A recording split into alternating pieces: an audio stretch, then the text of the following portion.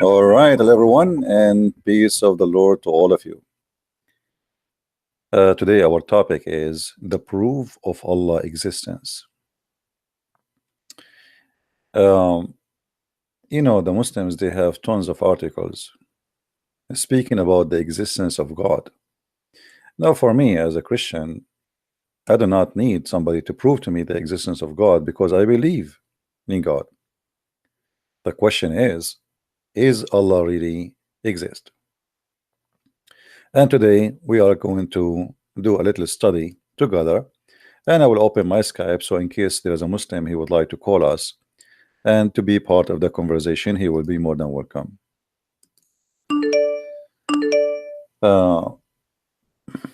And actually my Skype is open. Any Muslim can call when he wish. Yesterday we said that we will give some time for the Christians to ask questions about Islam. So if the question can be asked in the text, feel free to ask me in the chat. And if you cannot explain it in the text, then you can call me when we say please, you can call. People asking where is my video yesterday. Well, as I said, I will not keep that video because it's not meant really to keep it. Same time, any video you look for, I have it in the past few days. Just search for the same title, you will find it in mirror channels. There's many people download my videos immediately and they load them in their channels, so my video is still there. Now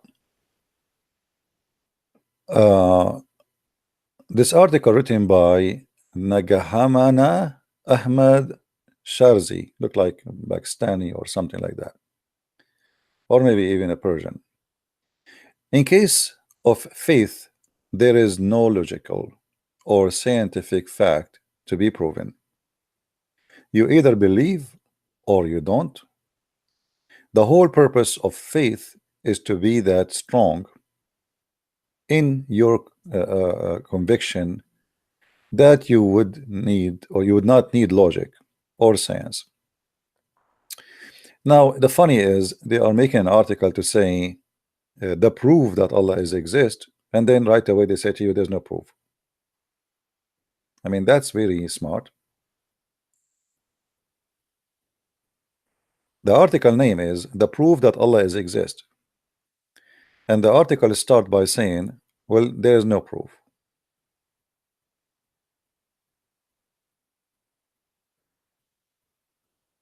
Astonishing.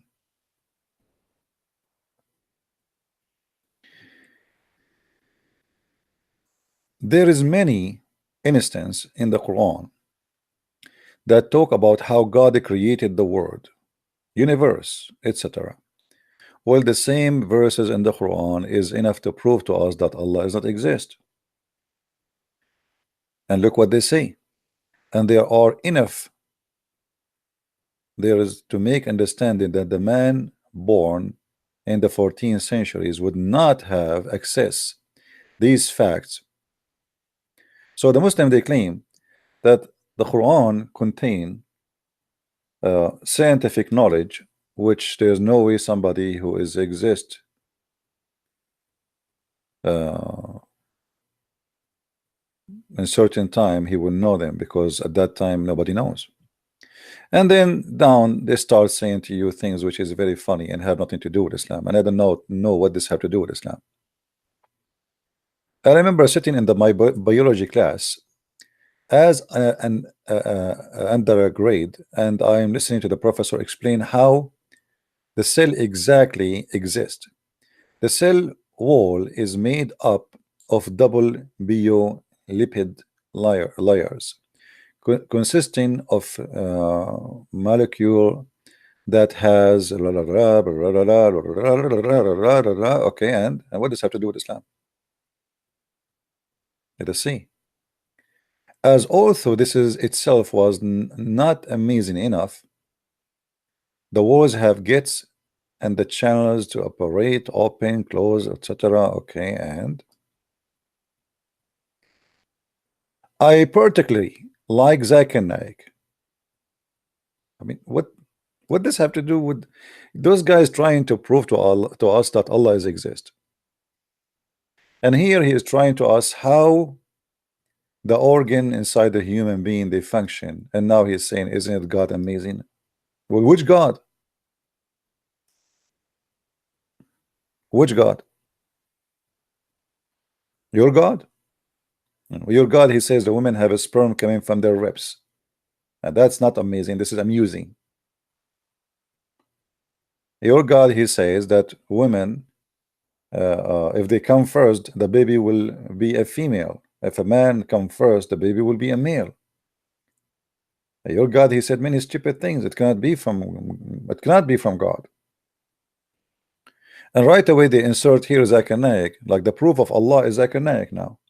I particularly like Zakir Naik. He talks in layman terms, and he used good examples to Zakir Naik. He do that, the proving the existence of Allah to an atheist. I guess maybe this is a video.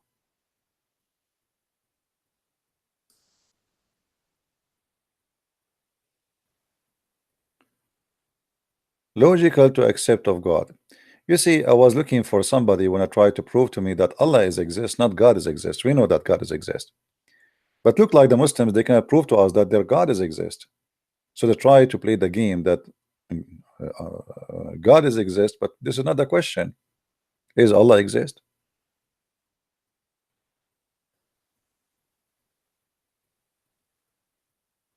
All those talk here is garbage, gibberish, and mean nothing. And now we have an open challenge for any Muslim who would like to call us and prove to us that Allah is exist. Anyone?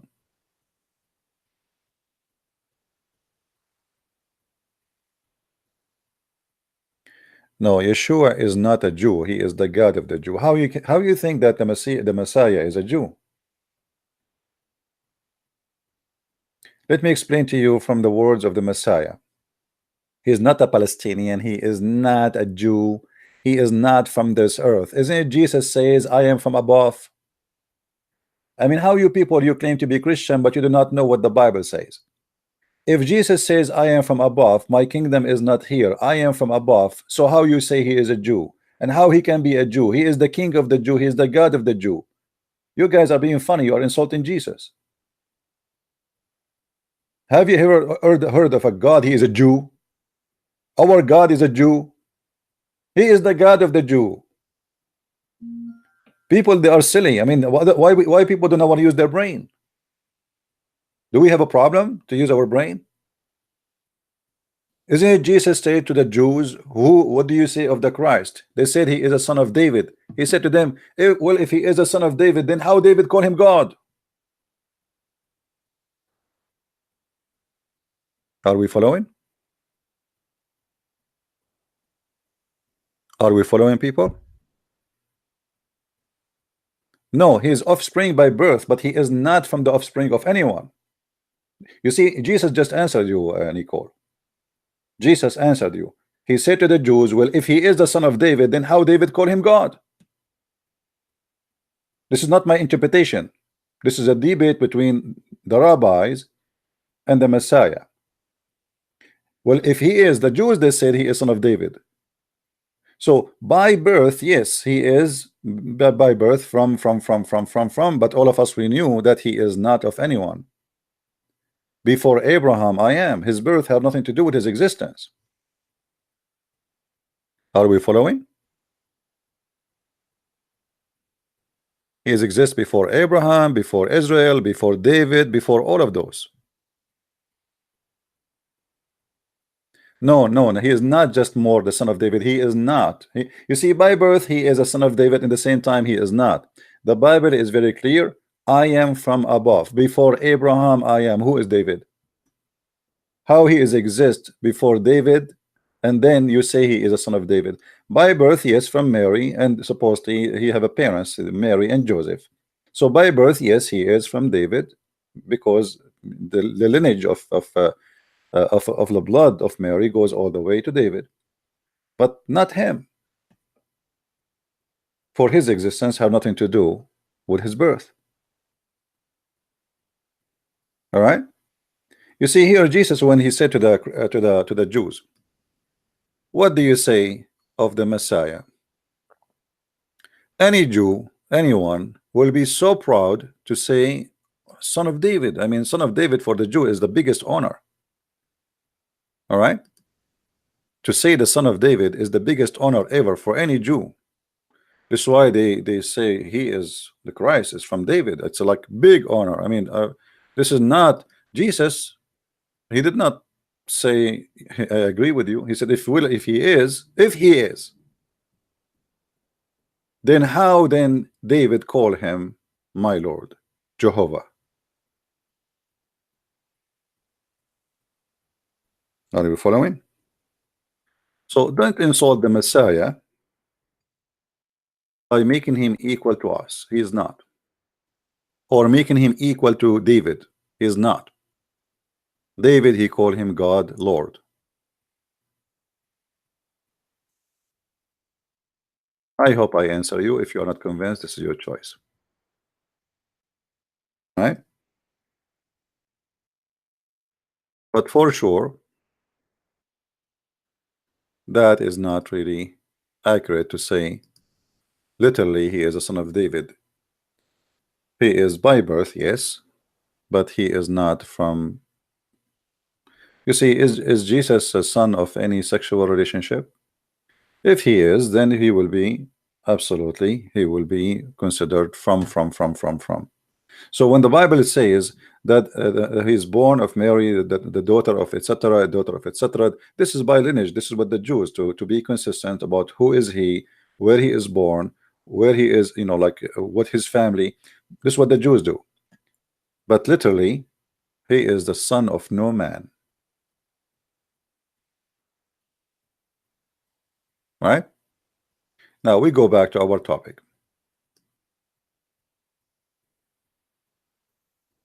Do we have any Muslim would like to call us and prove to us that Allah is exist?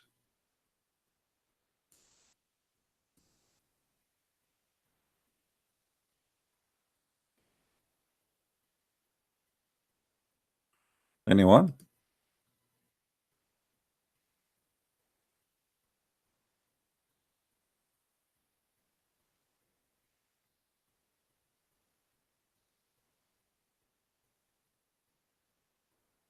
Who is a Muslim would like to call us and show us that Allah is exist? Until now, I see no Muslim he volunteer even in an article to prove to us Allah is exist. And when I search for the Allah to be exist, I find that Allah no way can be exist. And the proof, all of it can come from their books. Their books prove to us that Allah is. In English, they say the word puppet. It sounds insulting, but it is. Muhammad, he used that name to accomplish things he want. So nobody dare to disobey him. Allah is not exist. Allah is a pagan god, exists before Islam and after Islam. The same as the Kaaba, the same as the black stone. You know, what kind of God he sent a black stone to be kissed?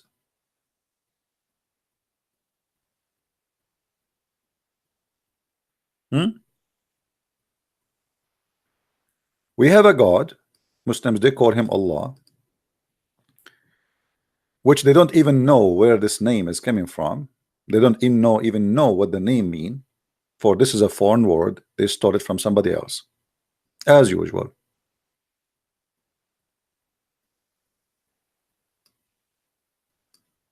This God, he said, I'm going to build a house.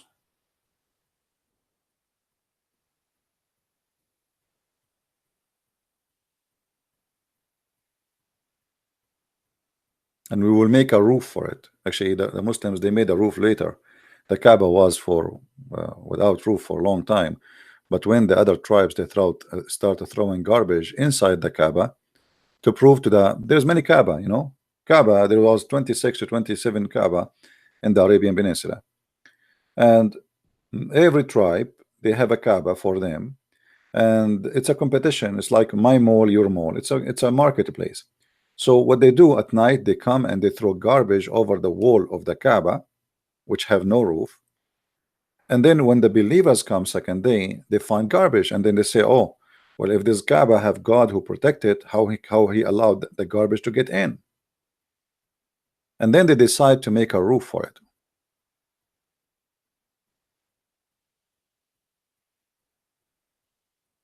All right.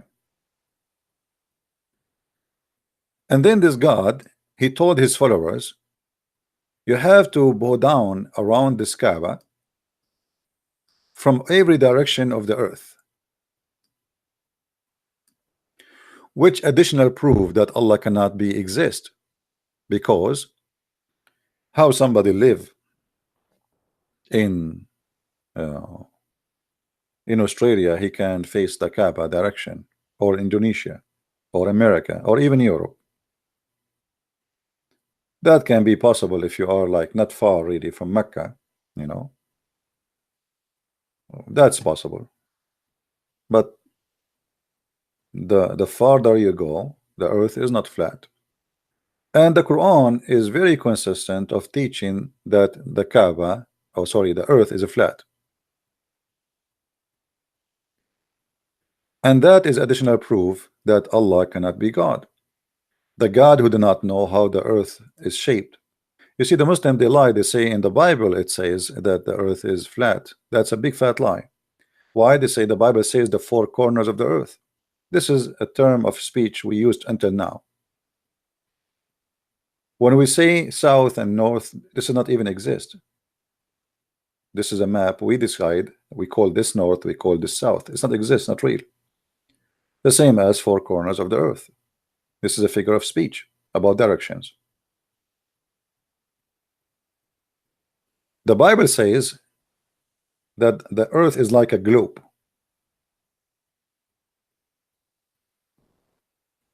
And you can go right now and you can read the verses from the Bible. And the Bible says that the earth is hanged on nothing, while the Quran speak that the sky is lifted by columns which you cannot see.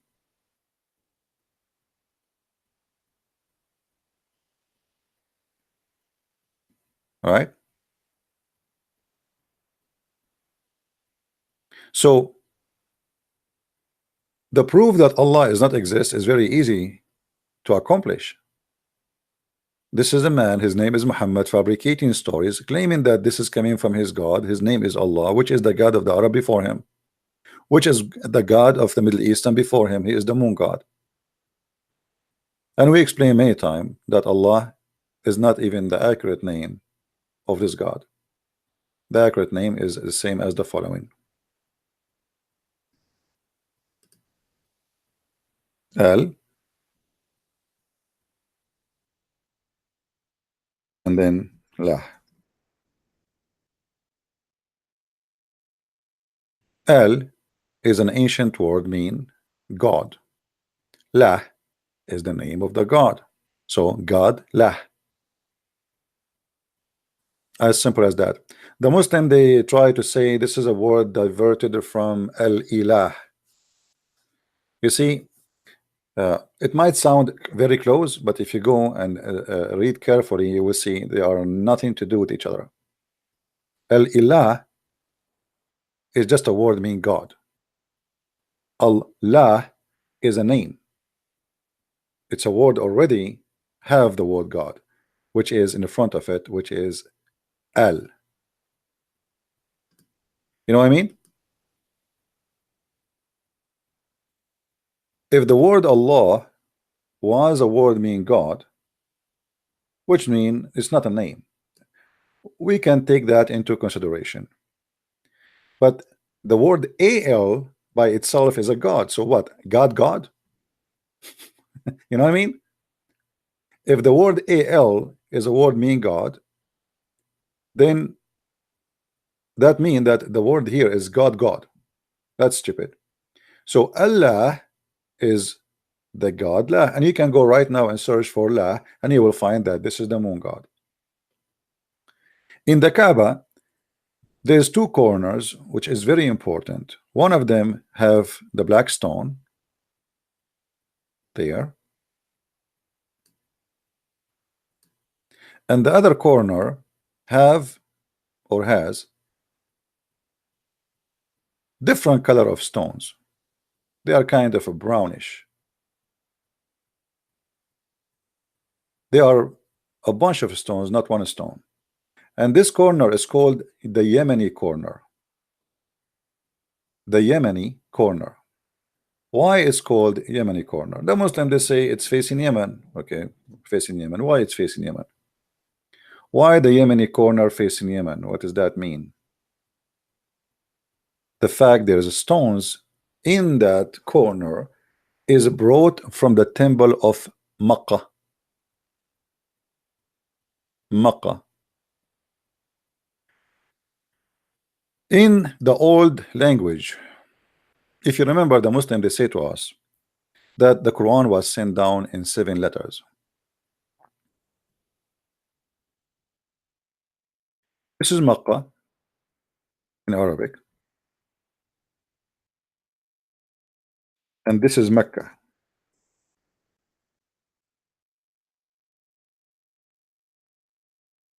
What the difference between them? This letter in the middle. But for those who understand languages, they will learn that for the people of Yemen, they don't say the letter Qa. Sorry, for the people of Quraysh, they pronounce the letter Qa as Ka in such places, like in this case here, Mecca. So all what they do, they switch the letter. So Makkah became Mecca. It's exactly the same word. And actually, this is exist until now in the Middle East, where you will find, like as an example, in Egypt, the letter J, they don't say J, they say Gorg, Gorg. You say George, you say Gorg, or Geet, which mean Jeet or Jit. The letter J became G. So Mecca was a name, actually, copy from Al-Makkah. Al-Makkah, you can search for it right now in Google. You will find that Al-Makkah is a temple of the moon god. Let me try to search for it so we can show it to you in the screen.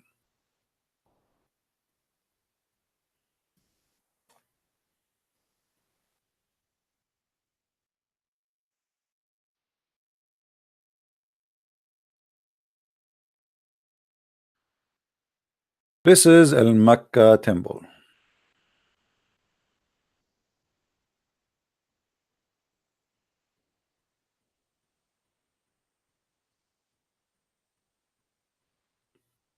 Do you see it? Al-Makkah temple. And there is tens of articles about it. And Al-Makkah temple is built, some they say by the Ethiopian, etc. But I believe that this temple is built according to the Sabian. It's built by them. The Sabian, they claim that they are the one who built Al-Makkah temple, and that is possible because Sabian, as I believe, spread all over the Middle East. If we go to read about this Al-Makkah temple, this is a book. Let us see if we can find an article.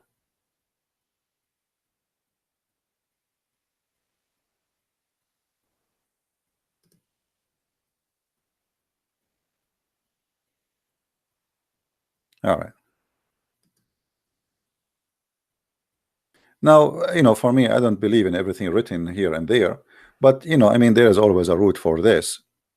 And Al-Makkah is a temple which is the temple of the moon god.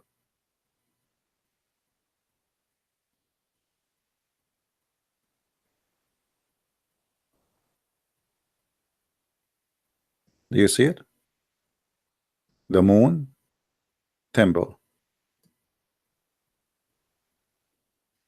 All right. So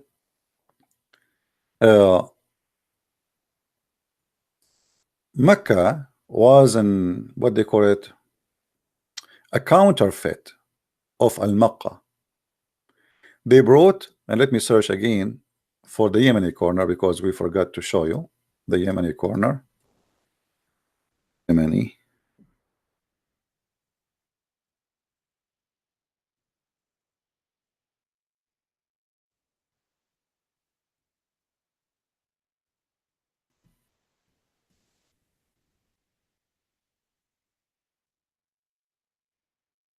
All right. We found some images. That will be enough. This is the Yemeni corner of the Kaaba. You notice with me here that there is those rocks, they don't match. Do we notice that? They are like as somebody tried to push them here and there, like they don't even look the same as color as the rest of the Kaaba. The Kaaba, most of it is black, like volcanic stones.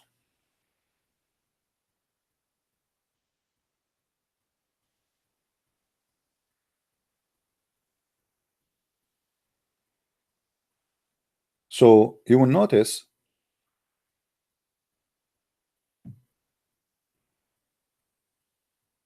that those stones, according to Muhammad, they are holy stones, and the one who touched them, they erase his sin.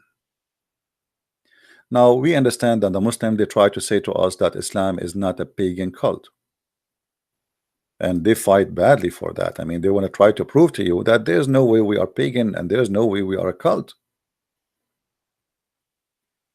But if we ask the Muslims, why, if we touch those stones and the black stone, the two corners, that will erase our sin? This image here is showing you how even the Yemeni corner stones don't match with the rest of the stones. Do you notice here? Do you notice like it's obviously somebody inserted them there?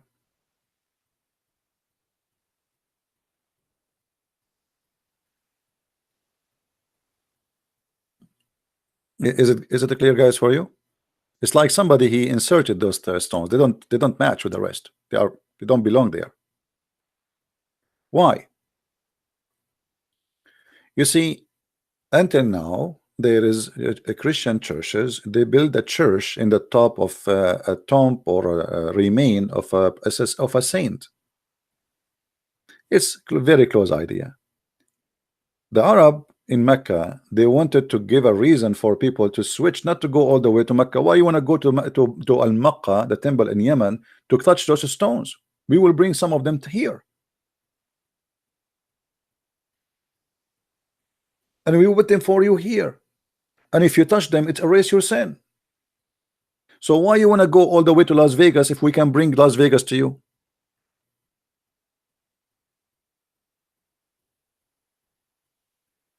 Do you understand? Now, how we can prove that this is the scenario? Look what Muhammad he said. Let me find you the hadith. And I changed the Muslim to say I'm lying. I mean, here we go. The Muslims, whatever you say to them, they will say you're a liar. If we go in the hadith,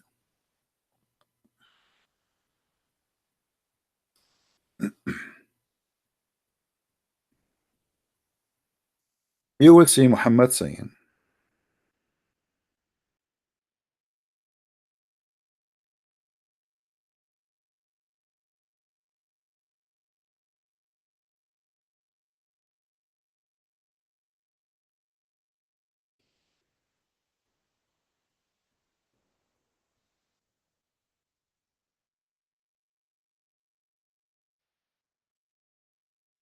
see,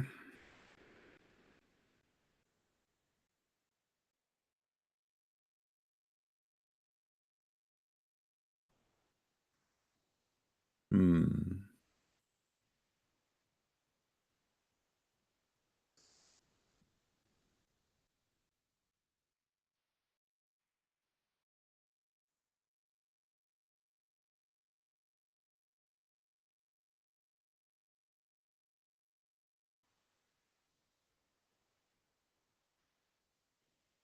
Okay, we are getting close to find it.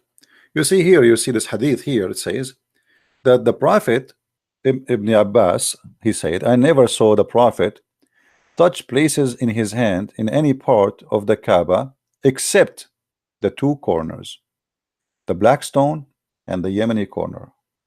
Do you see it? Which is obviously a proof of a belief that there is something holy about those two corners.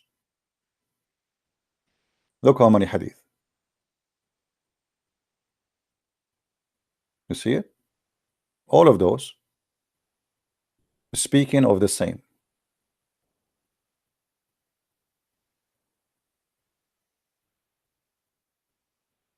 Now there is a different hadith. I'm trying to find it for you. Muhammad saying that whoever touched those two corners, Allah erase his sin. This is a very clear pagan cult.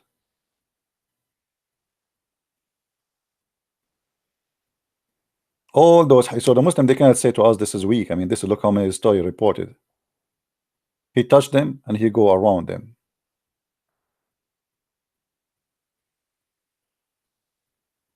Look how many.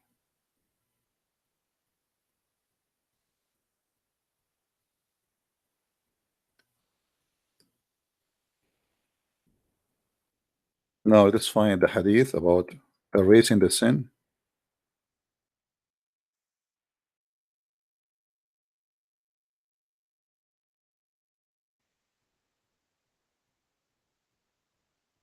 Here we go. Abu Abdul Rahman, a guy, he said, a companion said to the man, he said, "Oh Abu Abdul Rahman, why do I only see you touching these two corners?" He said, I heard the Messenger of Allah saying, touching them erases sin. Do you see it? Touching them is erasing sin. This is Sunan an-Nisa'i hadith number 2919. So Muhammad taught his followers, if you touch stones, your sin is erased. And look, he is not saying only the black stone. Do you notice? He did not say only the black stone. He says, if you touch the black stone and the Yemeni corner, touching them erase the sin. And that explains why in the hadith we showed you before just a second ago, Muhammad touching those two corners, correct? Do you remember just 2 minutes ago we showed you that Muhammad never go around the Kaaba without touching those two corners. Now he explained why. Because touching them erases your sin. If we ask the Muslims why, if there is any Muslim, he have an answer, please let me know. Why, if we touch those stones, they are going to erase our sin?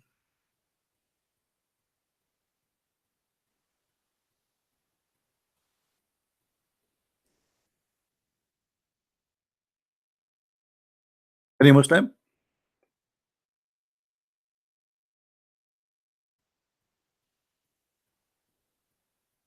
What kind of belief the belief is? If Islam is not a pagan cult, what kind of a belief the one teaching me if you touch stones, two corners who has stones, one is called the black stone in the shape of a woman vagina, and it was a woman vagina, and we show you the reference before that the Arab, they used to go and circulate around the Kaaba, and women during the time of their period, they used to touch their vagina when they have their period, and their hand is full of blood, and they place it inside the black stone. And this is why Muhammad said that the black stone was white like milk, but the sin of mankind made it black, which means Muhammad, he's claimed that being black is a sin. It's a penalty according to Muhammad, racism. And they believe that women, she is not be able to have or to bear a child because simply she commits sin. So by touching her vagina and touching and then getting the blood from there and placing her hand inside the black stone will observe the sin and will clear the woman from her sin, and she will be able to bear a child. All of this is a pure paganism.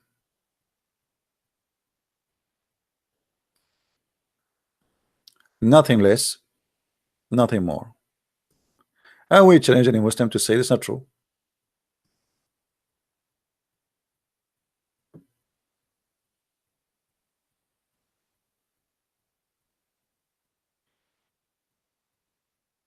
Do we have any Muslim would like to call us?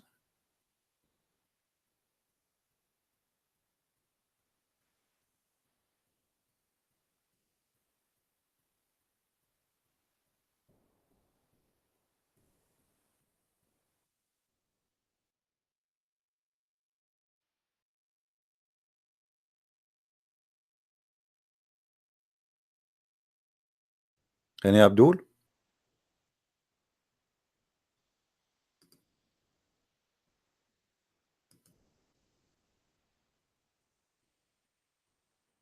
Let us see this Abdul. He's saying call me. I don't know if he's on there.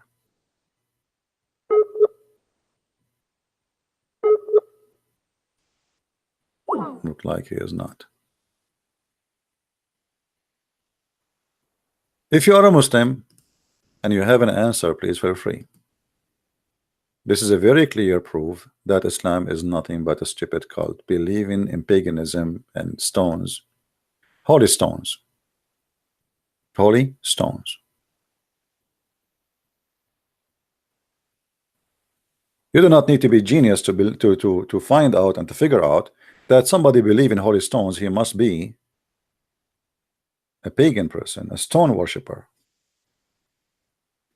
You see, Muhammad did not say the one who prayed to Allah, the one. He says whoever touched them, it erase his sin. I mean, how in the world can this can be anything except paganism?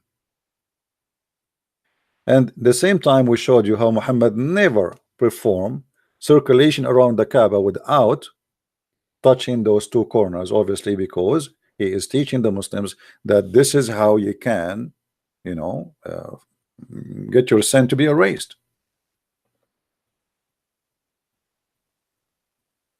And that will increase the number of people who they are coming to circulate around the Kaaba, because every one of us want his sin to be erased. So what we do, we go around the Kaaba and we touch the black stone and the Yemeni corner. Now, do we have any Muslim? He have something to say?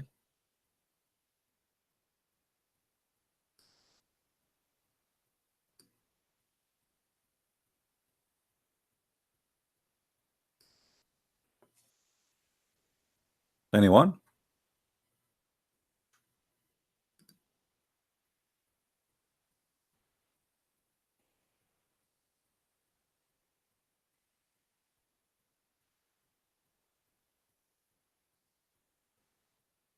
No Muslims? Can you give me a reference that Muhammad he drank wine? Sure, no problem, but let us finish this one first. Let us not to jump from topic to topic. Who is a Muslim would like to give us a call and show us that Muhammad is not a pagan person and Islam have nothing to do with paganism and Allah is exist?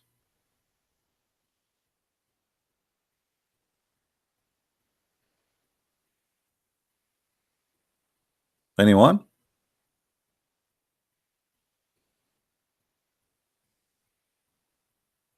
Do you notice the disability?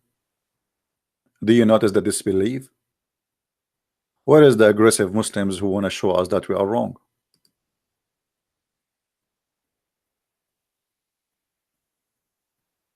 Very interesting. Paganism. And the funny, the Muslims, they call everyone else a pagan. In fact, they are the pagan. They are the one who believe in stones. Actually, even Muhammad, he said in different hadith that in the judgment day, the stone is going to have eyes and ears and tongue and going to speak. Allah will talk to the black stone, and the black stone is going to bear witness for every Muslim who touch it or kiss it. If this is not paganism, what is paganism?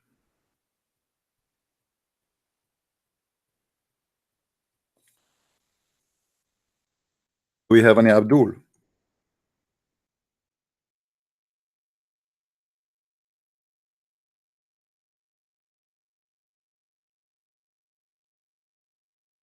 When the hadith says that the black stone is the hand of Allah on the earth, is that a paganism or not? How a black stone is the right hand of Allah on earth, and whoever shake hand with it or kiss it as if he shake the hand or kiss the hand of Allah?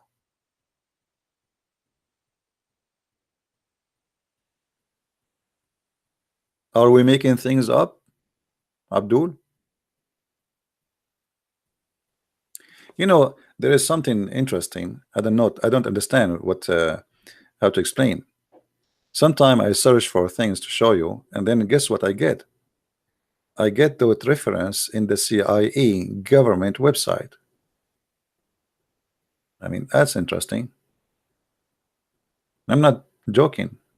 Look, Central Intelligence Agency, US, www CIA government library. The CIA, they knew everything about the scam of Muhammad, and they have the reference in front of us.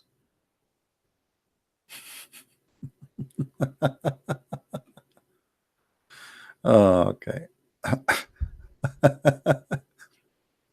I'm searching for reference, and not only that, they are quoting scholars, and I mean they have really a good reference. Nice work, CIA.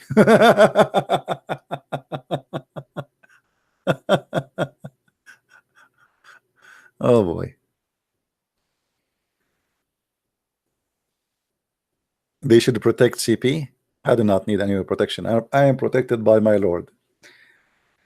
Nobody can touch me unless it's my time to, for you. I mean, who can? If you think somebody can really protect you, you are mistaken. And if you seek protection of a man, he himself needs protection. Doesn't matter how strong he is, or everybody will die. How dead people can protect dead people? However, even after death, my friend, you are going to accomplish a great mission. You see, when the Muslims they went so crazy against Salman Rushdie, his book nobody really read it. I mean, his book is not even a big deal. But overnight, the stupid Abdul, they made Salman Rushdie the most famous man in the top of the earth. Suddenly, people woke up in the morning and they find 20 million Iranian Shia screaming death to Salman Rushdie. Everybody starts saying, who is this guy Salman Rushdie? Fatwa to kill him, reward to kill him, This guy, he became the most famous figure in this earth overnight. By a small tiny book, says nothing inside it, reading nothing serious. So I hope, actually, I wish that the leader of ISIS, he will take my book and he will say this guy should be killed. That will be my day. But the idiot is not doing it. What a shame, you know. Because if he go and he says that, do you know how many subscribers I will have the second day? Just guess. How many people they will buy and read my books? Just guess. This is the biggest help. And even if they kill you, still people will go and say, what is that? Why this guy get killed? Still is going to work for my benefit. Now, do we have any Abdul here?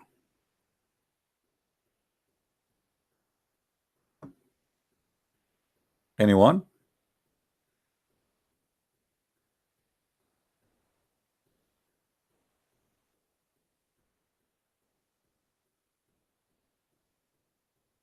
Who is a Muslim want to explain to us the paganism of Islam? Are we going to stuck here? No Muslim want to call us? You Muslims, are you serious? I'm really disappointed. I thought the Muslim now they will say, I want to call you, I want to show you you are wrong. And look at them. This ability of a god of a flat earth and a black stone and a Yemeni corner, which is nothing but a bunch of stones been taken from the temple of Al-Makkah, as we showed you, which is the moon god temple. Now, by the way, there's many naive people. They say to you, as an example, there's a guy, his name is James White, Dr. James White. This guy is extremely naive. He have no idea what Islam is about. Don't ever listen to him and learn Islam from him. He said, someone, he asked him, well, is the Allah the moon god? This guy, he said, well, no way, because the Quran says don't worship the moon and don't worship the sun. But who said that the moon god is worshiping the moon itself? The moon god is the god of the moon. You need to know what that religion is before we talk about it. If I say the TV god, does not mean the TV is the god. There is a moon god and there is a sun god. They have sex and they have 3 daughters. How you can explain to me the 3 daughters of Allah?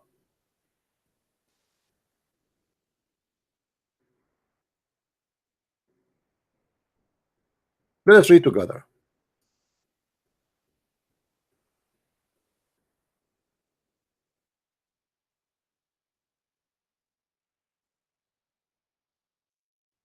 If you go in the Quran, you will find in chapter 53, verse number 19, the following. And here there's additional proof of what I said to you just in the beginning. If you remember, I said to you the name of Allah contain 2 words. You remember? The name of Allah contain 2 words. Al, you remember? Al, and then Lah. And this is exactly what's happening here. And this is the Muslim translation. Al-Lat. Do you see it? Al-Lat.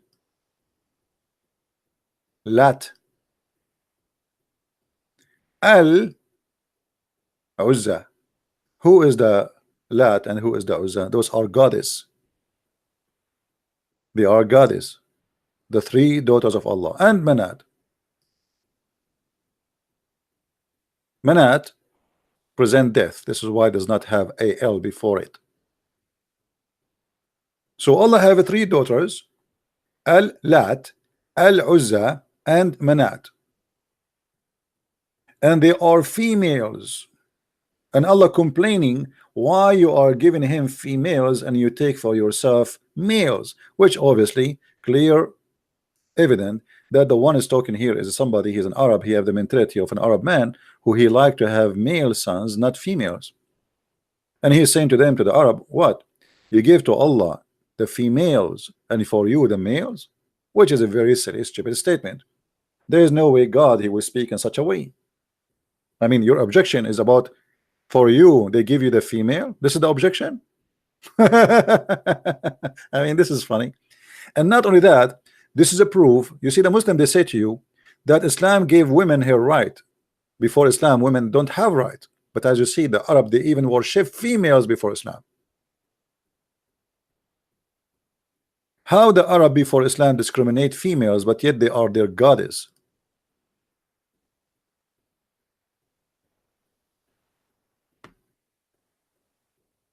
Do we understand, guys? There's no way that I don't respect females and then I make my God a female. Now, for those who say that Allah is not a moon god, you tell us the story. What is behind that Allah have 3 daughters? What he have? He lay eggs? Why the Arab they come to the conclusion that Allah, or they believe that Allah have 3 daughters? Do you understand me, guys? Obviously, there's a story behind it. You can go and search. You will find that the moon god Allah, he did marry from the sun god, and then they have 3 daughters.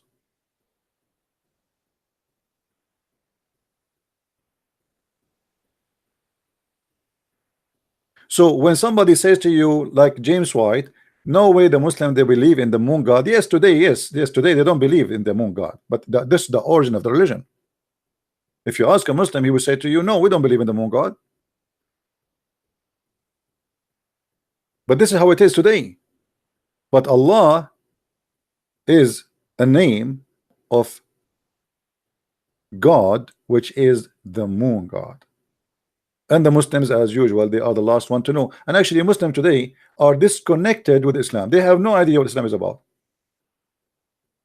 The first books written about Islam is more than 300 years after Muhammad. And until now, the Muslims, the Quran we are reading right now, they don't have a copy of it. They have a recitation of recitation. They claim that this recitation of a guy, his name is Hafs, and Hafs exists more than 260 years after Muhammad. And he was accused by Muslim to be a fraud, same as his father, stepfather, who he learned the Quran from him.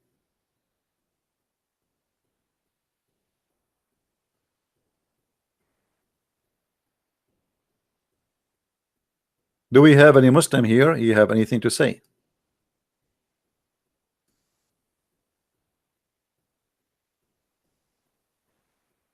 By the way, we appreciate those who made the donation. Thank you very much for your support.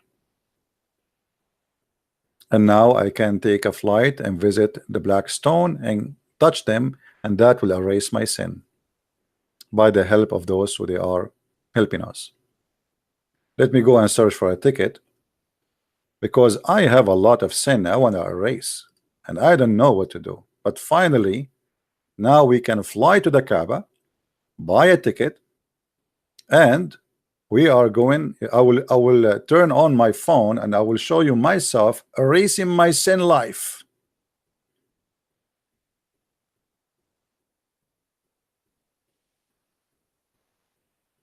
What do you say, Muslims?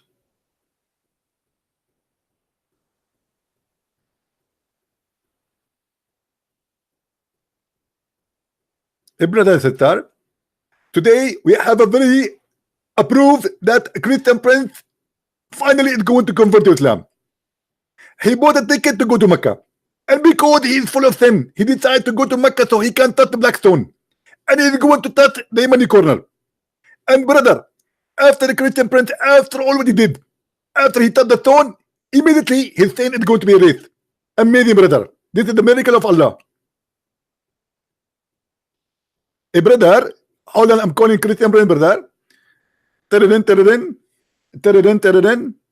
A Christian prince? Yes. This is Dr. Zakir Naik with you. Zakir Naik, you are calling me? You yourself calling me? What an honor, my brother, to call me. Brother, I'm calling you now because you are sin-free. After you touch the black stone, I have no problem to shake hands with you. Brother, I have a problem. What exactly, brother? I did not touch the black stone with my hands. You touched it with what? I'm really shy to say to you. I did it the same exactly as the Arab used to do. What do you mean? They use their penis. Do you know, guys, that the Arab, they used to use their penis? The Arab used to use their penis.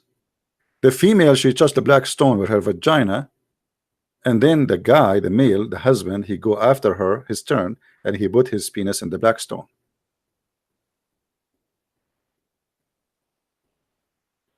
I mean, how silly, how stupid this cult is.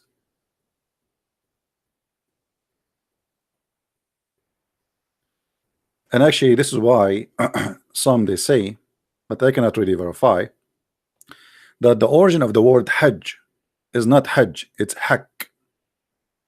Hak, like you scrap, you know.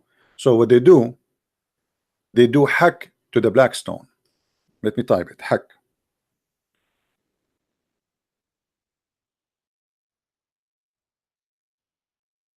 In English is going to be like this. I would try to resemble it.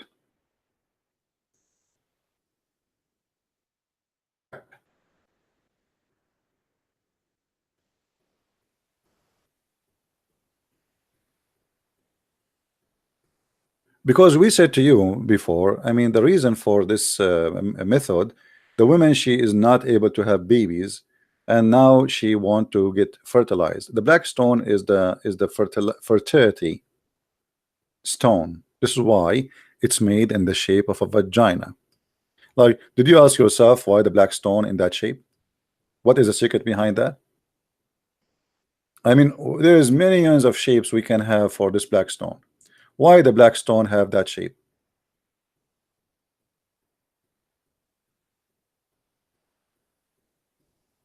Did you ask yourself?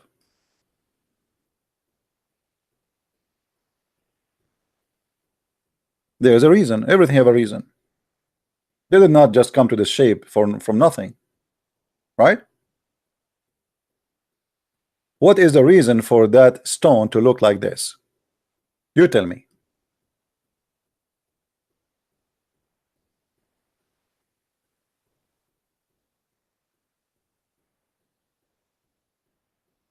From all the shapes exist, we can come with millions of shapes for anything. Why this shape is the shape of the black stone? Do we have any Muslim wanna give us some enlightening? Are we making things up?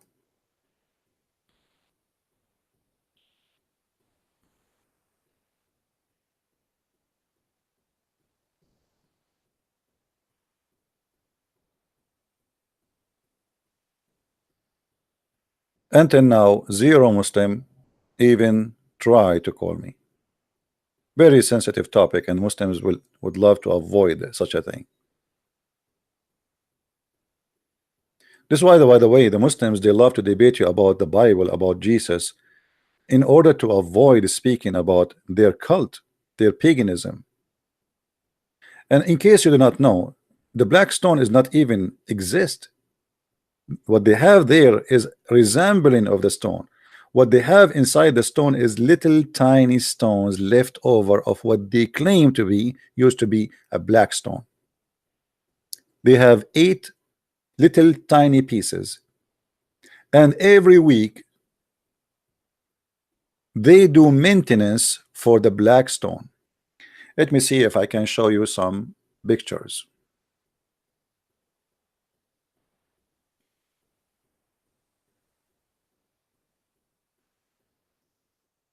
And by the way, this is additional proof that Islam is false, and I will tell you why.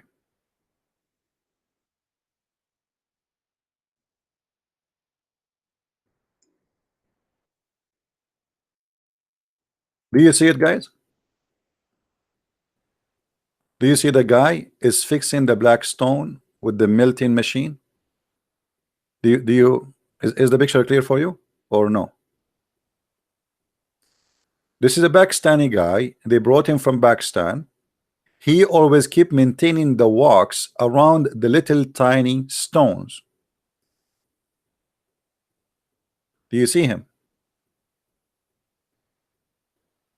They have to do regular maintenance for the stone or what is left inside. You see here the steam, you see it's burning the wax.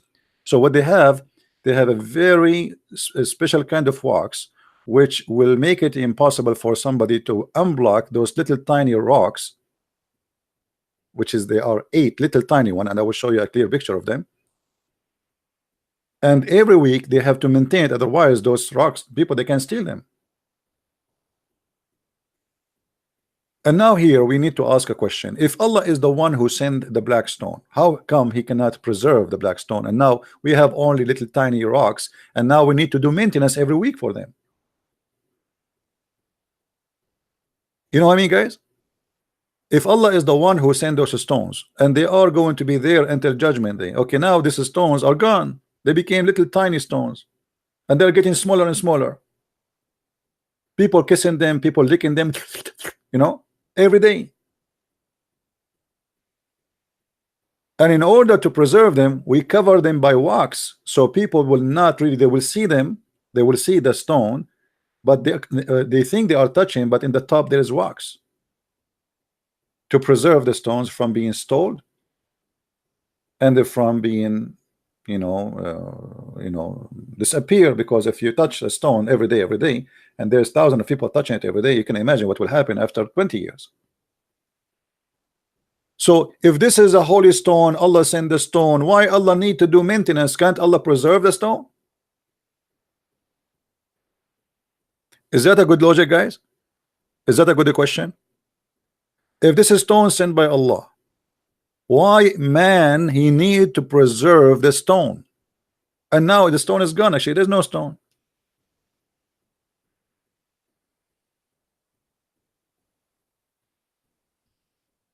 We need to fix the stone. We need to do maintenance to the stone. How in the world that can be true? The stone of Allah need maintenance. I thought the car of Allah will work forever. It turned to be not true. Even Allah car need maintenance.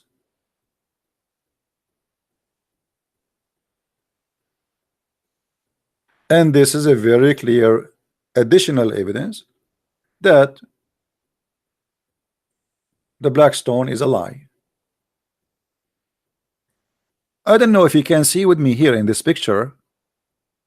Let me zoom more. Maybe we can get closer so you guys can see it.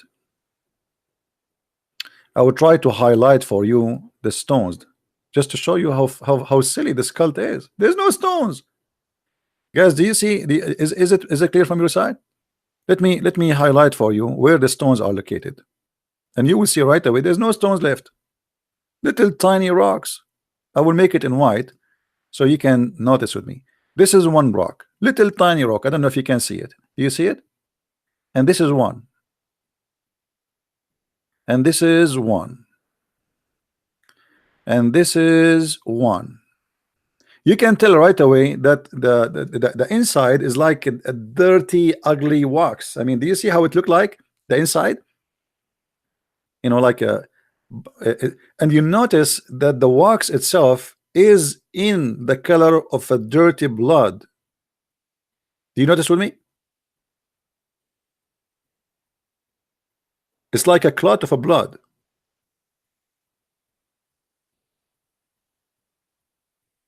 And here you notice the rest of the rocks. One here, until now we have like 1, 2, 3, 6. I think there's 2 more. Let us see where. Maybe this one here. It's not really clear. And where? That will make them 7. I think they are 8.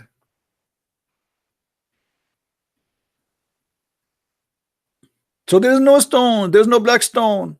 This little tiny rock. This is the holy stone of Allah. This is what is left of Allah's stone. And now we have to do maintenance for this holy stone of Allah, which is not even exist.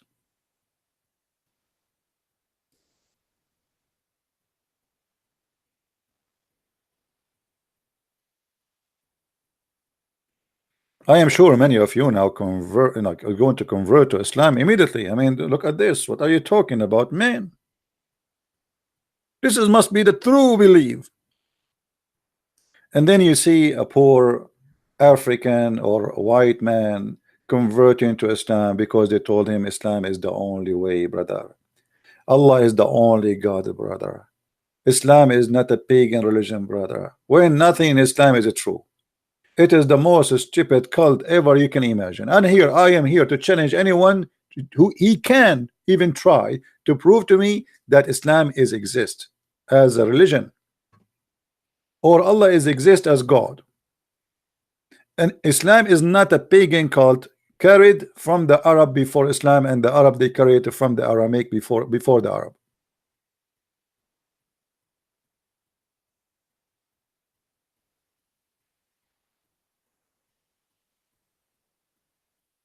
Any Abdul?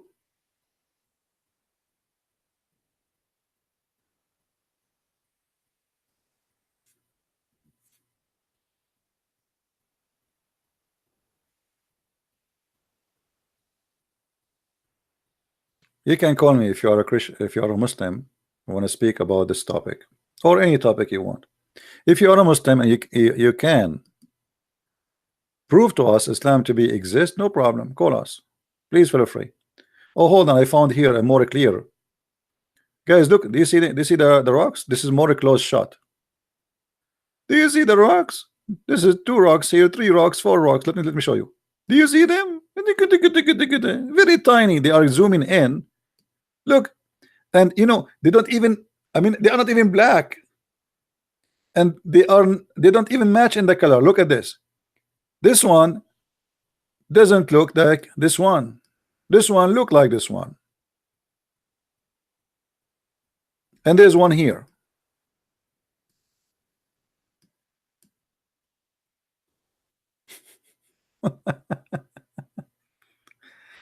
How in the world a human being can believe in such a crazy stuff? I mean, a human being is really weird. You know, sometimes we like we insult donkeys. We say donkey is stupid like a donkey. Donkey is smart. A donkey will not kiss a black stone. Trust me on that. You cannot convince a donkey that if he touch a stone, his sin will be erased. No matter what you do, he is smarter than this.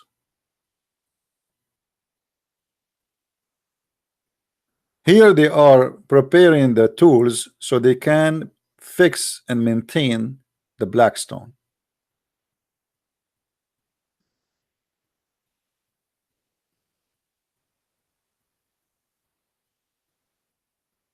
Paganism.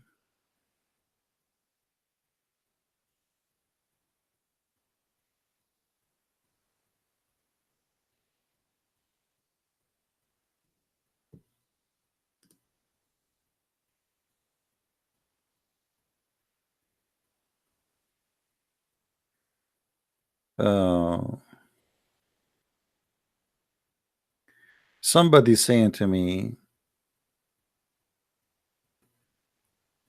philosophically, Muhammad could have been the worst person the world has seen on subject basis. You may even say you don't promote his morality, but that does not make Islam false. My friend, I don't like stupid talk. Everything we are saying in front of us prove Islam to be false, because this is kind of morality too.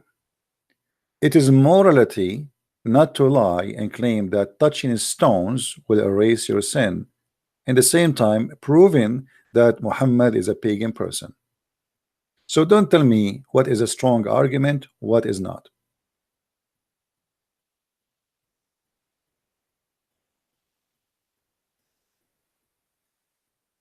If this will not prove to us that Muhammad is a false man, because here there's many things involved.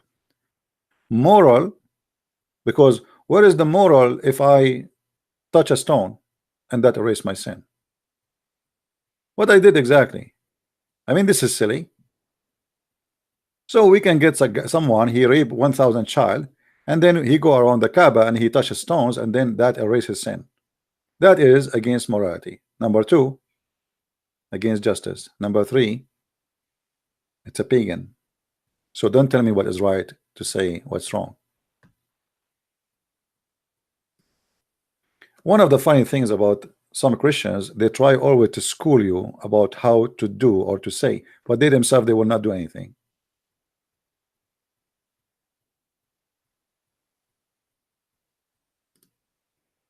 Do we have any Muslim would like to call us?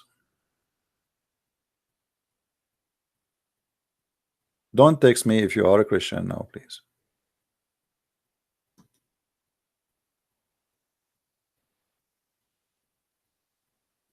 Anyone? Now we can show tons of reference about the earth is flat and scientific errors in the Quran and all the madness and all the stupidity. You name it.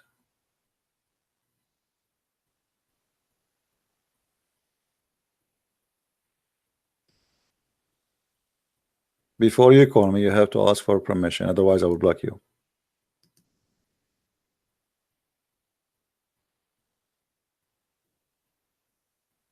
Do we have any Abdul?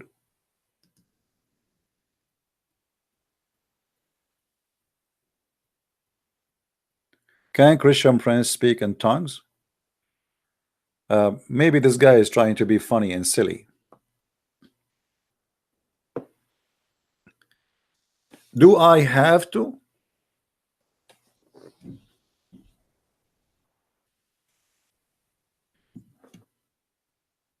Speaking in tongues,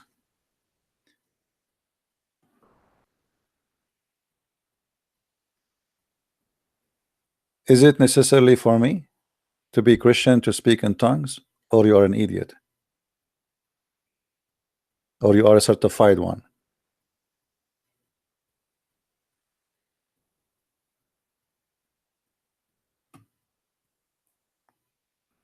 Well, Mr. Pill, I think you are the scam.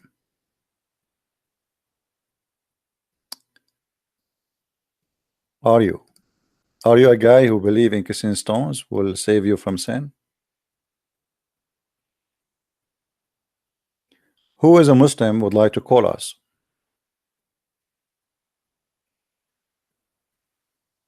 I'm waiting for any Abdul who have the courage and the knowledge to call us and tell us how touching stones will erase our sin.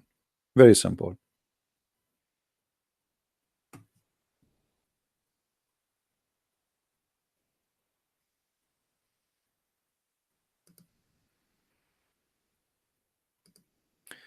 And I don't like to see people speaking about people in their back and they are using very stupid words. Mr. Pill, you are not welcome here. Even you are attacking this guy Abbas.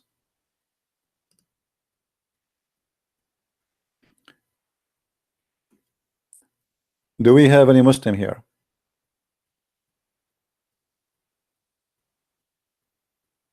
Who is a Muslim would like to call us?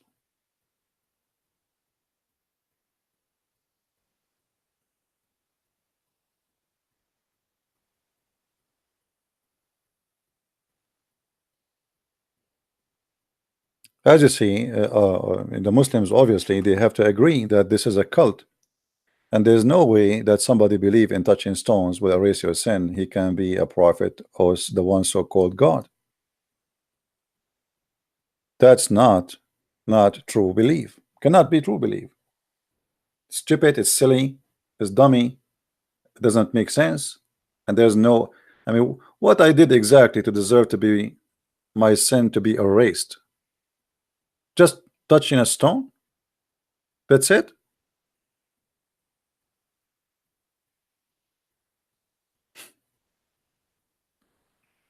How Muhammad is a prophet of God and he teach such a thing?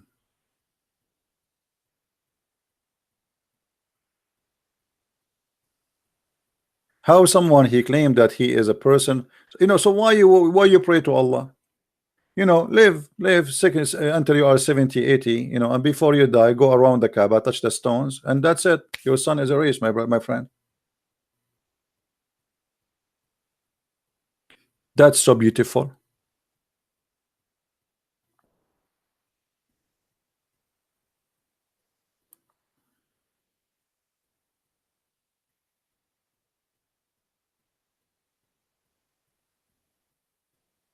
And now, this is not the only reason to believe that Islam is false. There's millions of reasons. I mean, from the first verse in the Quran to the last verse in the Quran, it's nothing but a joke. And the Muslim, they say to us, this is an amazing book. Look at this. If we go to the first verse in the Quran, how in the world Allah he says, praise be to Allah. You see, you might say to me, well, this is a prayer, my friend. In order to make it a prayer, you have to say, pray like this. But Allah himself, without introduction, saying, in the name of Allah, the beneficent, Ar-Rahman Ar-Rahim. Okay, what does that mean? Imagine Christian Prince, he opened his program and he says, in the name of Christian Prince. So who are you? Who is the one is talking? If Allah is talking, how he say in the name of Allah?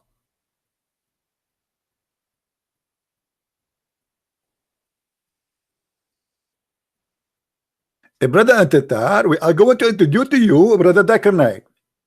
Dakar Naik, brother, can you introduce yourself? In the name of Dakar Naik, and I am from Bangladesh, and actually I'm from India, and actually let me say in the name of Dakar Naik again and again, and because that we're going to make Christian Prince upset. But you are Zakir Naik. Why you say in the name of Zakir Naik?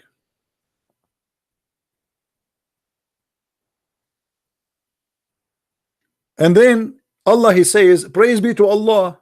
I mean, things is getting more interesting. Allah says, praise be to Allah. Do you remember the Abdul Mimi who said that Allah he pray for, not to? Allah praise be to Allah.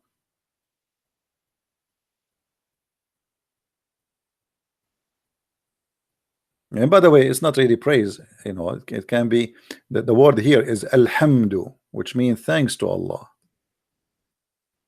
Allah is thanks in Allah. Hey Allah, thank you. Who's talking? I'm Allah. I would say thank you to Allah. Allah is saying thanks to Allah. That makes sense. I mean, who can make a lot of sense? And then Allah he says, thee we worship. Thee we worship. So look what happened here. Muhammad, because he's a false man, he fabricated this prayer, trying to copy the prayer of the Christians. When the Christian they ask Jesus how to pray, he say pray like this, our Father, right?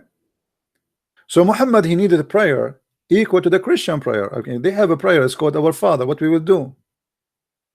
So he tried to make a prayer which is equal, and yet he claimed that this is coming from his God, but he forgot to switch. He forgot to say pray like this.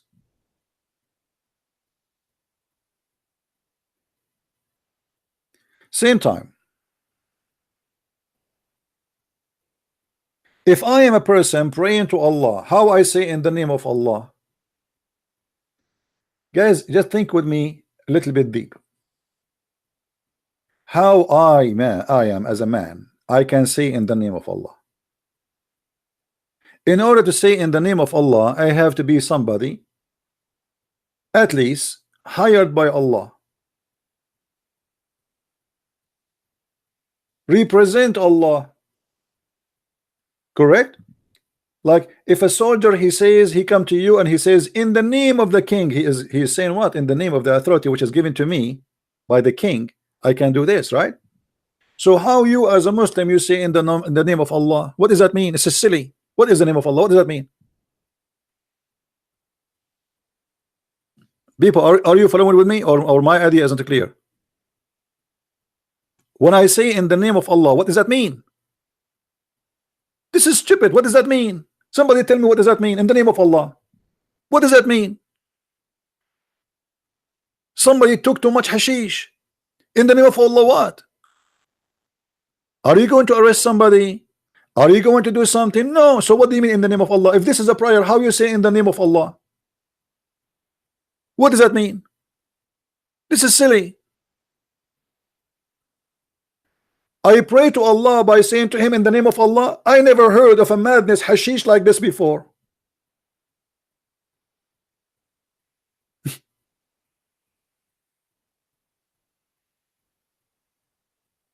But you know, the problem is people read, but nobody think deeply. I mean, we always read this in the name of Allah, but nobody want to think for a second, okay, how in the world this word even came to existence? This is very silly, very stupid.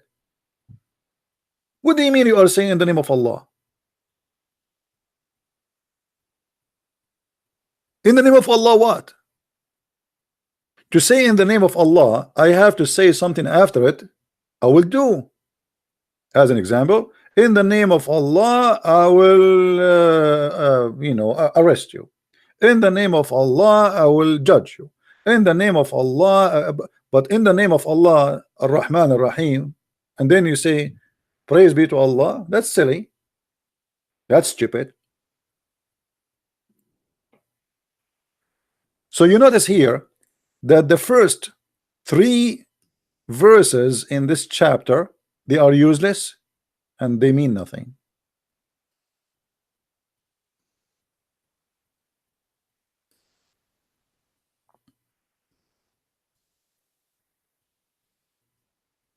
Actually, even the fourth one. In the number 5, here we go and says this is a prayer. Thee we worship. So what the benefit of this in the name of Allah? Ar-Rahman Ar-Rahim. And praise be to Allah, the Lord of the Lord. And the beneficent. Didn't you already say the beneficent and the merciful already here? Why you are repeating it twice? I mean, do you have to repeat it after 2 seconds? Already you said that. Silly, stupid. He's just trying to make something out of nothing. Already we said that here. Why we are saying it here again? Sorry, here. In this one. In verse number 3. Nothing. There's no meaning. Already I said Ar-Rahman Ar-Rahim.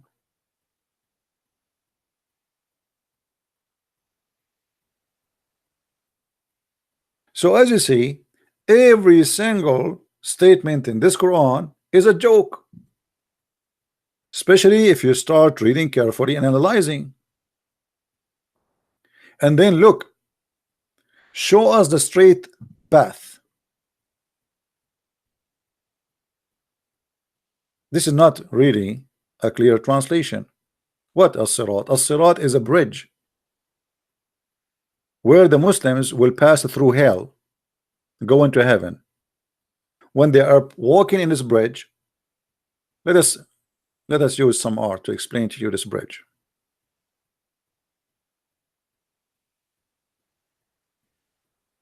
This is a bridge.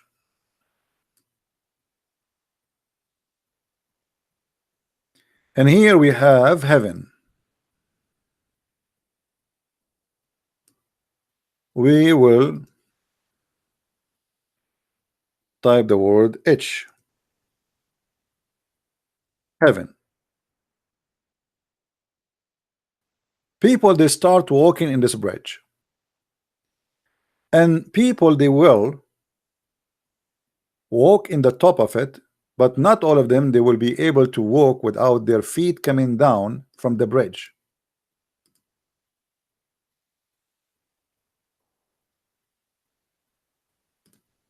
So when you go in the bridge, if you have too much sin, supposedly, you will go almost maybe to your neck down. It's like a sandy moving, a quicksand. They call it quicksand.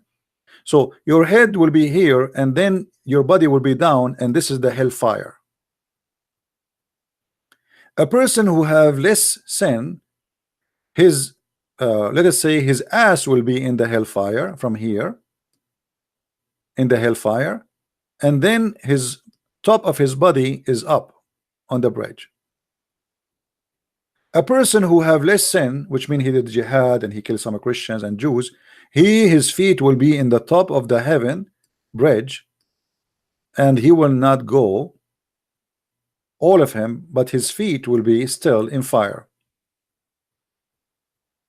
This is what as-sirat. Sirat is an idea starting from the Persian, those who worship the fire. There's a bridge, and during this bridge, people will be burned based on their sin.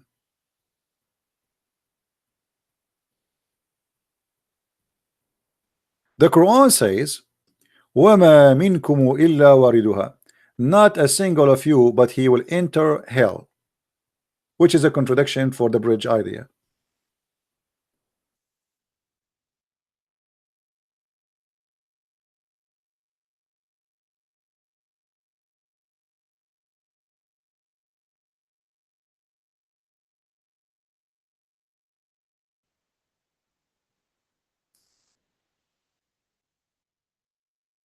وَمَا مِنْكُمُ إِلَّا وَارِدُهَا. Every person, he will enter hell.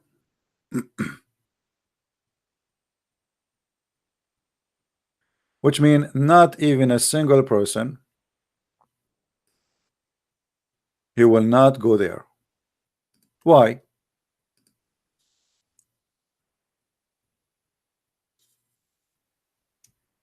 Any Muslim have an idea?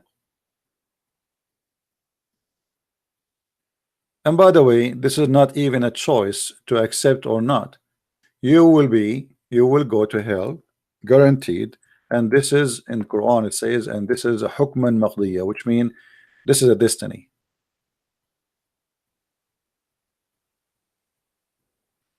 The Muslim translation here, they say, there's not one of you but shall approach it. That's a lie. The real translation is not one of you but he shall enter it. That is a fixed ordinance of the Lord, fixed destiny, fixed fate. Every Muslim will enter hell. And we can show you that actually even from their own funny interpretation for the Quran, as usual.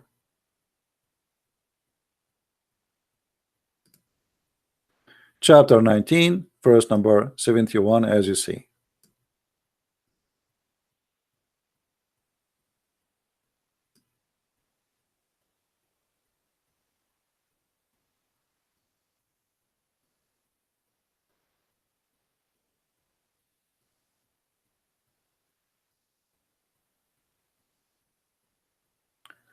Always, do you see it? Not one of you but shall come to it, but shall enter hell. Very mad, stupid religion, collection of religions. Muhammad, he was collecting some belief from the Sabian, some from the Christian, some from the Jews, some, and then we have whatever you call it, some.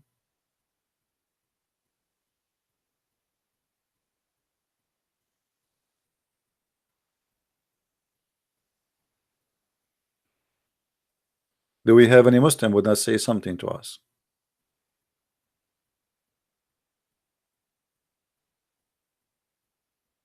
All Muslims go to hell. Yes, this is what it says. I'm not the one who said that. This is the Quran. And as you see here, this is already decreed by the Lord to you. And this is again additional nail in the coffin of Islam, because according to Islam, all is decreed. So going to hell is decreed. Is not a choice. It's not about you commit sin or not. You have to go to hell. So to make it simple, what the Muslim believe, that you go to hell first and then Allah will save some from hell and take them to the gates of heaven. So everybody, or let's say you enter the gates, there is gates, and those gates lead you. Even if you want to go to heaven, still you have to go to hell first. So they are gate of heaven in the same time they are gate of hell. So you have to go to hell first, and then you will burn as Allah decreed for you, not based on who you are. No, Allah decreed. Before He created you, He decreed.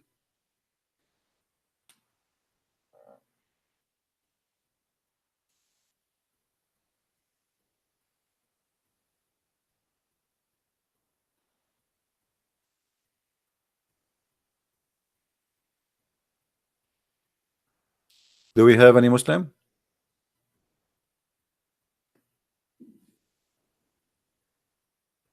Who is a Muslim is listening? He did not agree with us. Please don't hesitate to tell me you don't agree. I mean, you don't have to agree, but just call us and show us why you don't agree.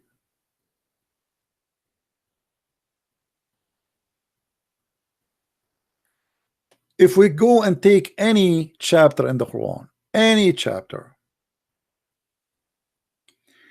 there is one thing always you will find, that they are non-consistent and they don't match, they don't make sense, and the story is mixed up.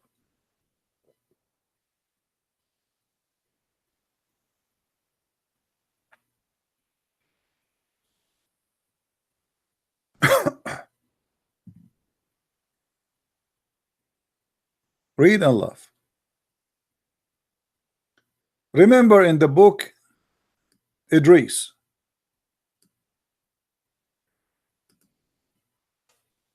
Muslims, who is Idris? We as Arab, we never heard of a name such as this before. Idris. Who is Idris? Who is this guy Idris?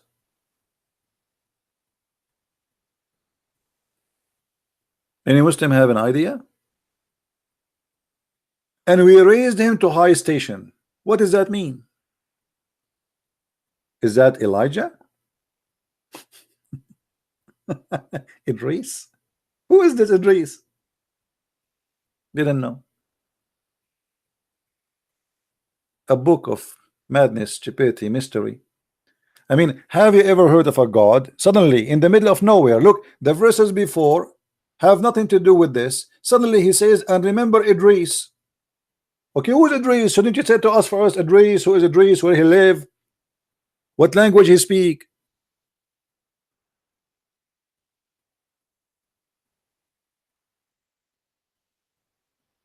I mean, what's wrong with this religion?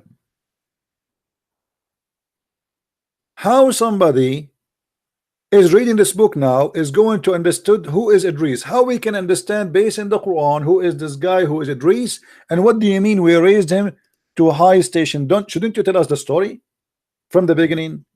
Who is Idris? What happened to him? How Allah raised him? Raised him where? What high station? Is that the 50th floor building, or this is heaven, or what? What happened? No, we do not know. I will give you another simple stupid example in the Quran. If we go right now in the Quran and we type the word Israel,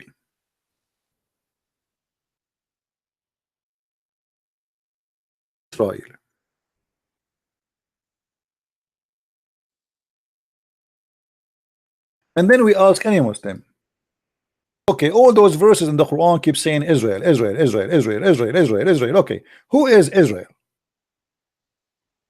For the sake of the shin of Allah, who is the Muslim when tell me who is this guy? His name is Israel. There's nothing.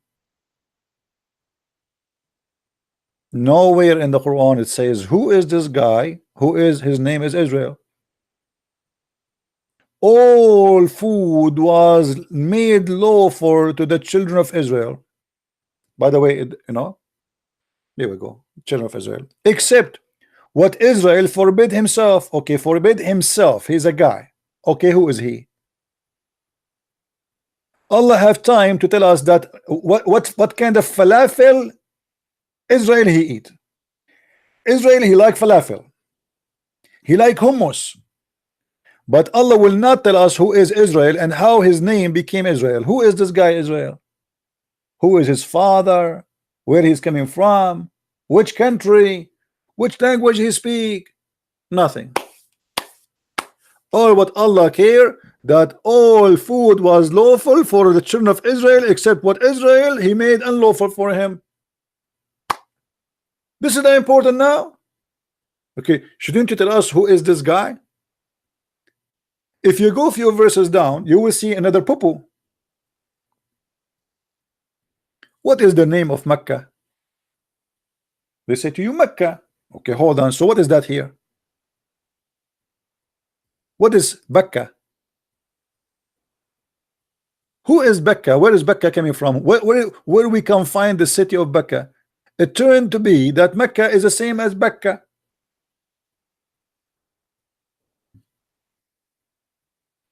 According to Muslims. According to some historian, Becca is Petra.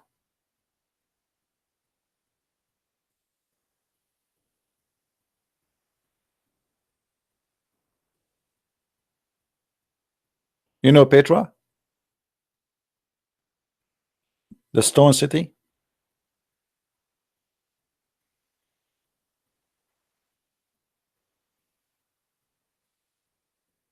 Madness. Book of you don't know what he's talking about. You don't know what this guy is talking about.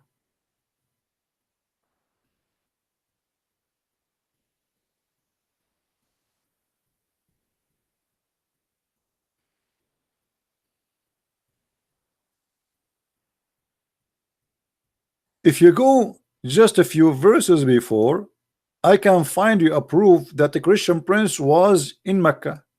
Who wanna see the proof that the Christian prince he was in Mecca at that time, or in Becca? Do you want to show you the proof?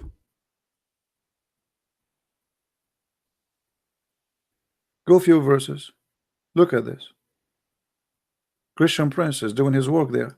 Oh, who you believe? If you obey the party of those who have received the scriptures, you will make you disbeliever after you believe.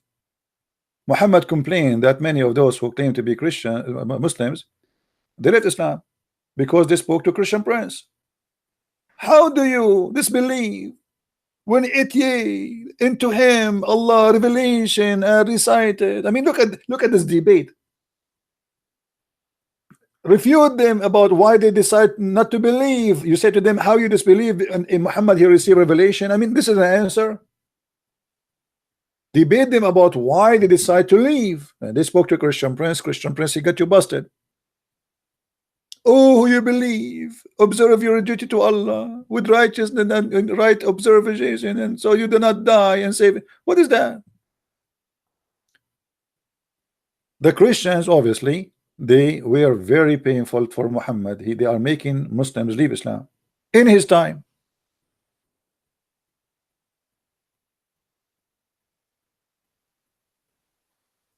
And then Muhammad, he decided to do more poo-poo, showing his racism. يوم تبيض وجوه وتسود وجوه, the day where Allah he make faces white and faces black.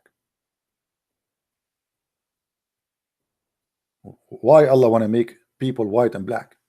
The believers are going to be rewarded, and all of them, they will be so whiter than a moon. And disbelievers, Allah will make them all black.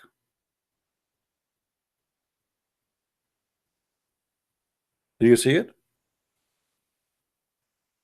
Finally, I will have a black face so I can find a girlfriend.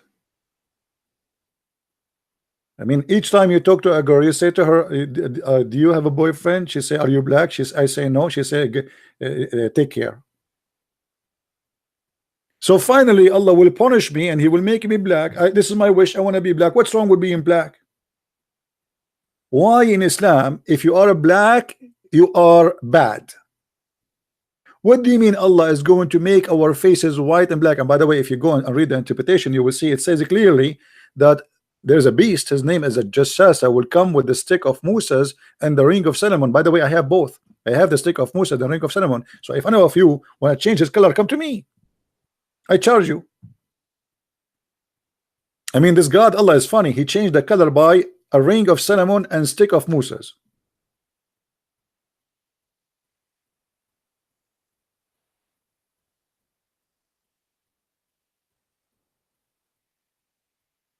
Somebody saying about, I'm just joking, guys. We are just joking about the racism of Islam. I mean, who care really if you are black or white?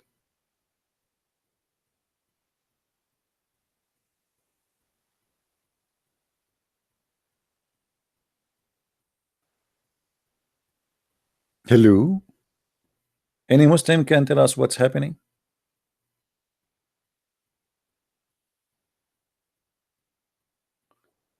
Hold on. Abdullah Ahmed Abdullah is saying, out of the darkness into the light, dummy.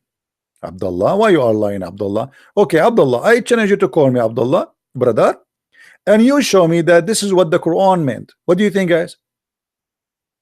Can Abdullah prove what he posed for us in the text, or he is lying to us?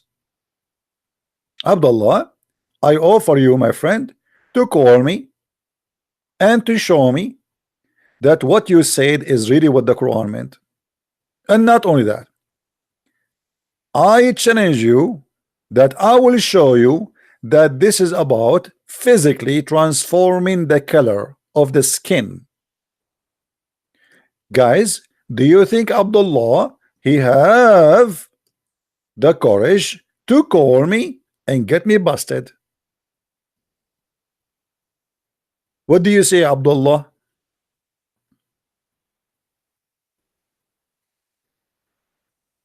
Abdullah, you have a golden opportunity. There is almost 900 people watching. Call right now and show everybody that Christian Prince is not telling the truth. Would you?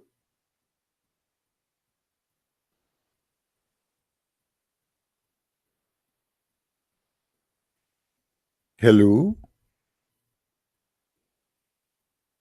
The second I start talking to the Muslims, they play dead, you know. Well, you call me, you don't call me, I'm going to show the reference. What do you think, guys? The story of a Jassasa is mentioned in the chapter, it's called The Ant. If you go to the chapter of The Ant, chapter 27, I mean, the Quran is like a zoo, man. Literally a zoo. Ants, spiders, elephant, you name it. I mean, whatever you want. So in the chapter of the ant, we find a verse, which is verse number 82. Let us go.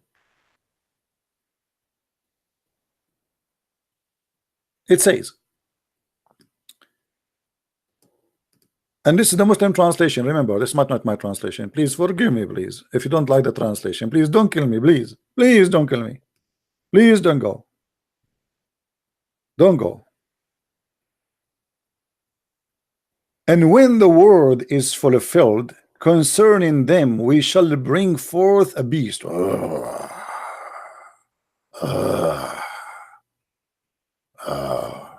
Okay. Like cartoon day. Of the earth, and he speak to them. The earth, he will speak to us. Okay, I'm Chinese. A beast, he speaks Chinese. How wonderful. He must be made in China. And then this beast, he is going to recite Quran for them.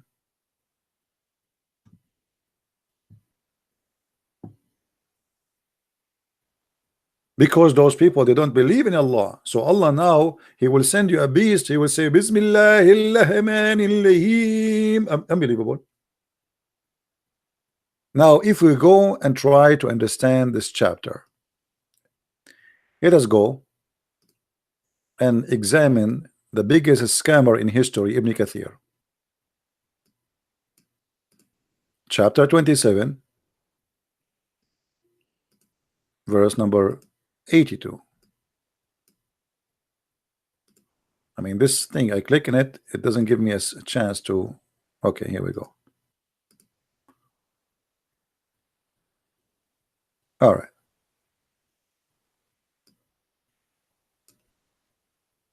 Read with me carefully, please.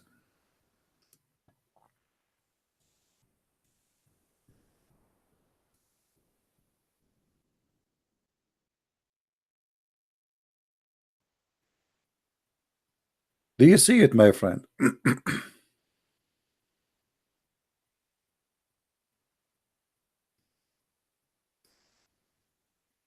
The beast will come and he will have in his hand the staff of Moses and the ring of Solomon. But let me first read for you the description of this beast, in case you want to imagine how he looked like, just to help you. Ibn Zubayr described the beast and said, and by the way, this is something you can find. Muhammad is taken from the Bible. I will let you think about where. Think about it and you let me know. Its head like the head of a bull. Its eyes are like the eyes of a pig. Its ears like the ears of an elephant. Its horn like the horn of a stag. Its neck like the neck of an ostrich. Its chest like the chest of a lion. Its color like the color of a tiger. Its hunches are like the hunches of a cat. Its tail like the tail of a ram. Its legs like the legs of a camel.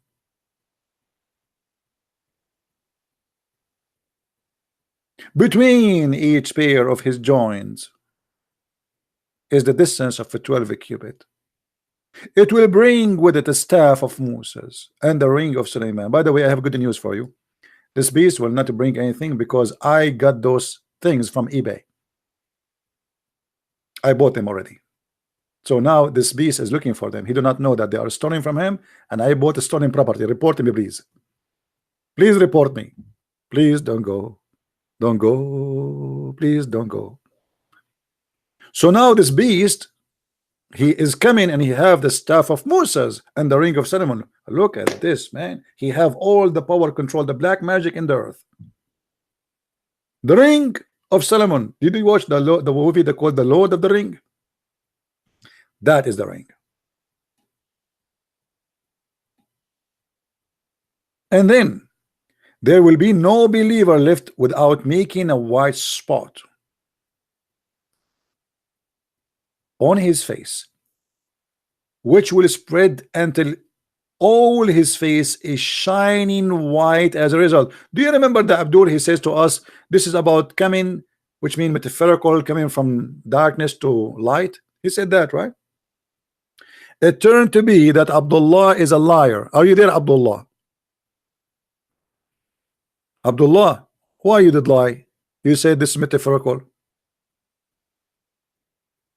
Why you did lie?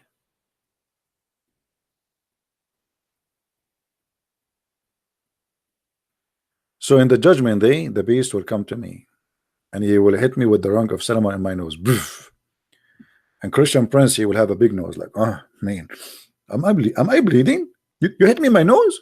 Hey, you beast, you hit me in my nose. Do you know who I am? I know. Do you know who I am? Yes. What's my name? Allah knows best. The beast will hit me in my nose. I mean, why the nose? But to be honest with you, I'm glad he did not hit me in my balls. That will be more painful. I mean, I'm so happy he chose the nose, not the balls.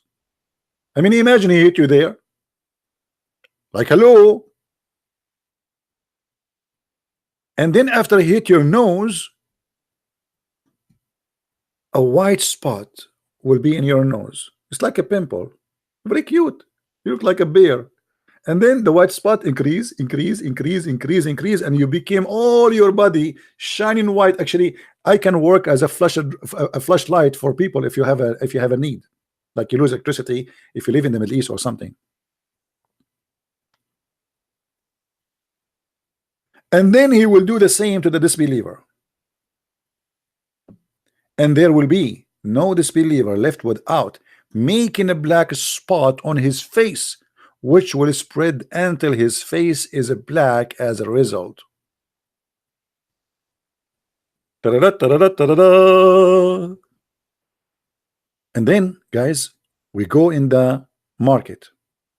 Everybody in the market is either white or black. There's no Asian. Look like Muhammad, he never heard of something called Asian. So we go in the market. Then when the people trade with one another in the market, they will say, oh, the believer, oh, this believer. How they knew? From the color. All the disbelievers, they are black, and all the believers are white. And yet they say to you that Islam is not racist.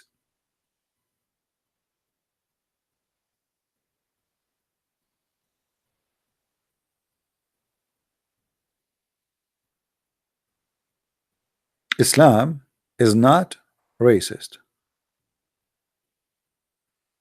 If this is not racist, what is racism? Why all people will be black and white? What about Allah? He make us red. I like to be red sometime. Green. I used to vote like this guy, Mr. Green. You know, when I start learning English, the names in English, they make no sense, man. Mr. Brown. I look at Mr. Brown, he's white. And then Mr. Black. Mr. Black is white. And then there's a guy, his name is Mr. White, but he's black. I was really confused. I felt like I'm reading Quran, brother.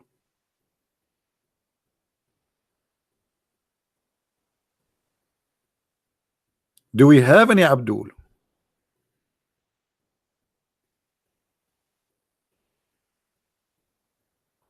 Hello? You cannot wait to call. All this time you are waiting to call. Why you don't call?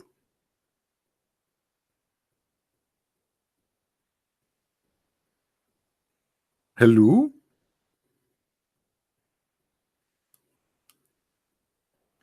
So my friends, as you see, Islam is nothing but a collection of stupidity.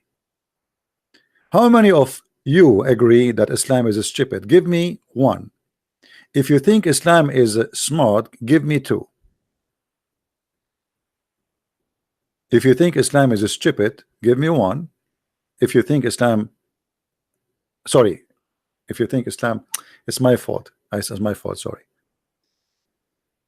Okay, okay, that's it. The decision is made. So as you see, I mean, this is stupid. Muslim, put some two. I mean, come on. I mean, that will not be nice for Islam. Put some two Muslims. Obviously, Islam is very smart. Okay, you know what? I will put two just to support Islam, brother. I mean, that's embarrassing. Not even one, two. Here we go. I will put two. Islam is very smart, brother.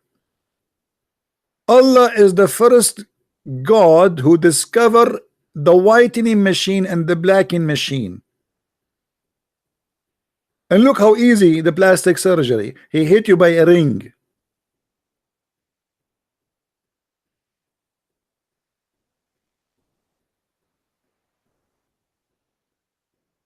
Any Abdul?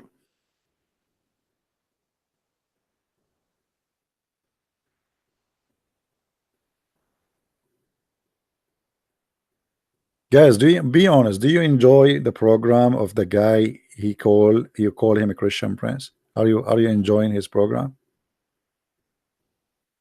You see, what we do here is very important. It is a lot of information, and as you see, we show reference. I am not interested in showing you my ugly face. Here it's a real school. Same time we have fun, we enjoy it, and we learn.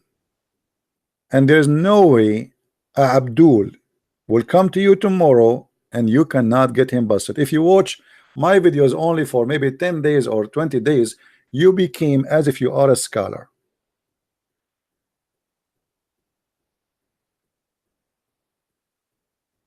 And this is why we say, please download our videos. For those videos, don't be selfish. Okay, you saw it, you watch it, you've been here. What about you be part of it? Download the videos, share them in your channels, save them in your hard drive, so always if they take them down, we pause them again, and let the whole world see the stupidity of this God. And my friend, when you save the life of somebody by posting a video, you get the blessing of the Lord. Do you remember the story of the 3 servants? This is what will happen to us. The Lord will ask me and will ask you what you did. Okay, you've been there for how long? What you did? You will say to him, I bought a house. You will say to him, I have 2 cars. That would not count. How many people you help to bring them out of the darkness? That will count. Your money will not. Your house will not. Your bank account will not. And you will take nothing with you to the grave. So get the blessing of saving somebody's life, changing the life of somebody, spreading the truth. And the truth will set you free, as the Lord he said. So it's very important for us that we not to be selfish. As you see, for me, I do not need to be convinced Islam is false. I'm sick of it. To be honest with you, I'm sick of it.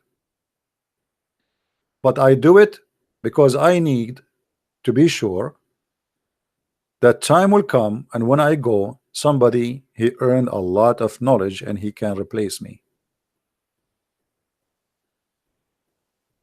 The Bible says, my people, they've been destroyed because of their ignorance. Ignorance destroyed my people. And ignorance is our problem. If we can fight ignorance, we are safe and secure. People die because of cancer or because of ignorance. The fact it's ignorance. We do not know how to fight it. People die because of a flu for centuries. And then the second they found a little tiny medicine, and we are saved from the flu. Ignorance, my friend. Ignorance brings death. And in this case, ignorance more than death. It's hell or heaven. So let us work together and do what is needed to be done. With this, I want to say thank you for everybody, and thank you for those who made donation. We appreciate your help and support. And I hope in a few hours from now, we will see many of you download this video and share it everywhere in YouTube. Thank you very much for being here. Christ is Lord, Islam is false, and see you soon again. Take care. Bye-bye.